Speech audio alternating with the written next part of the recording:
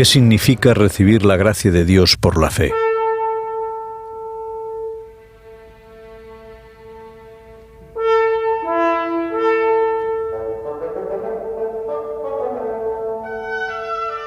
Escribe el apóstol Pablo en su segunda carta a los Corintios en el capítulo 6 y versículo 2. Porque dice: en tiempo favorable te he oído y en día de salvación te he socorrido. Ahora es el tiempo aceptable, ahora es el día de la salvación.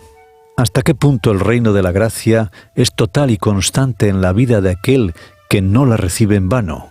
El Señor ha establecido una lista que engloba todas las situaciones en las que nos hacemos aceptables como servidores de Dios. Encontramos esta lista en la segunda carta del apóstol Pablo a los Corintios en el capítulo 6 y versículo 4.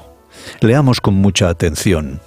En mucha paciencia, en tribulaciones, en necesidades, en angustias, en azotes, en cárceles, en tumultos, en trabajos, en vigilias, en ayunos, en pureza, en conocimiento, en tolerancia, en bondad, en Espíritu Santo, en amor sincero, en palabras de verdad, en poder de Dios y con armas de justicia a diestra y a siniestra, por honra y por deshonra, por mala fama y por buena fama, como engañadores, pero veraces, como desconocidos, pero bien conocidos, como moribundos, pero llenos de vida, como castigados, pero no muertos, como entristecidos, pero siempre gozosos, como pobres, pero enriqueciendo a muchos, como no teniendo nada, pero poseyéndolo todo. Esta lista comprende todas las experiencias que pueden acontecer en la vida de cualquiera, de cualquier creyente de este mundo.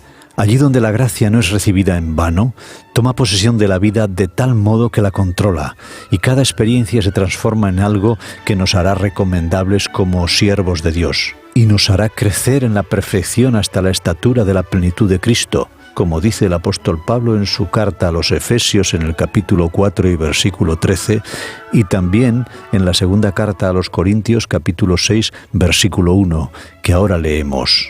Así pues, como colaboradores suyos, os exhortamos también a que no recibáis en vano la gracia de Dios.